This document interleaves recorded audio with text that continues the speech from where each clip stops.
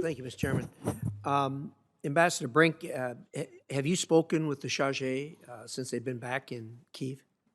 I haven't spoken, but I have communicated with her. What did she tell you about the status of our infrastructure there? So I only saw one message that she had sent back, which just said it was jarring how close the Russians came to Kyiv.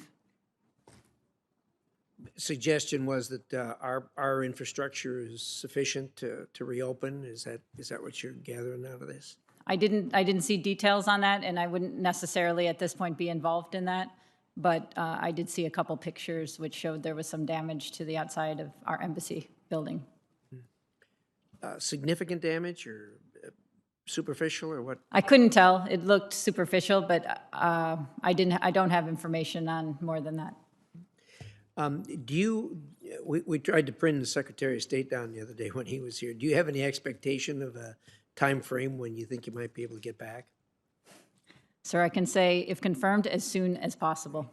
That's what we got out of the Secretary of State, too. Not very helpful.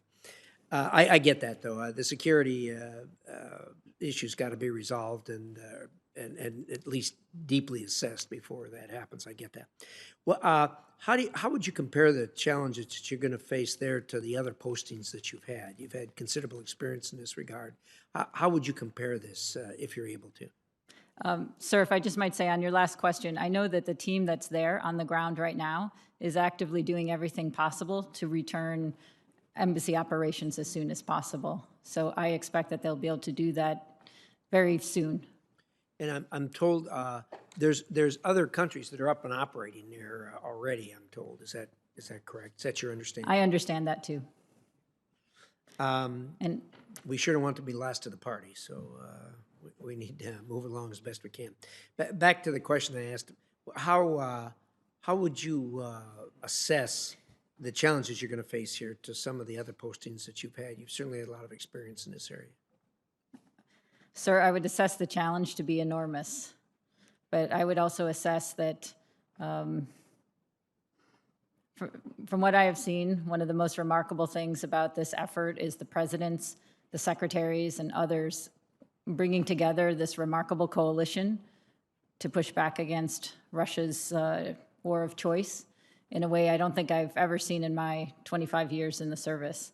So I feel that we have the commitment and the motivation and the drive, and with your support and with your funding and congressional support and the support of almost all of the world, I think we can face this very enormous challenge. But I do not underestimate how much challenge the ambassador on the ground will have. But I also believe I have an excellent team of people working across the entire administration who are fully committed to succeeding in our goal, which is to help Ukraine defend itself. Thank you. Ambassador Richard, I share the same concerns that the chairman has regarding what we heard today about these thousands of people that are in prison camps. I don't know how you're going to address that. One of the suggestions was, of course, getting them repatriated. I'm not sure that resolves the problem. I mean, simply being repatriated to where they came from doesn't seem to me. It sounds like you just letting them out of prison. And what are your thoughts on that? Well, thank you, sir. Repatriation for me is a shorthand for repatriation, reintegration, if possible, or incarceration. What I think some of the countries of origin don't want to deal with is that exact problem. The best outcome, if we have evidence that people are fighters, is for a legal process that keeps them in jail. And that's going to be difficult to do. But it's what we have to press for, because the current situation is unsustainable, and just sending them somewhere and letting them go is also not a solution. There's no question about that, and it's certainly an unreported problem. There aren't people talking about this, so I have no doubt you'll resolve it once you get it confirmed. Thank you. Ambassador Lascaris, the military council promised an 18-month election after they took power, and 12 of those 18 months are already gone. What's your assessment as to whether they make the 18-month deadline to hold an election?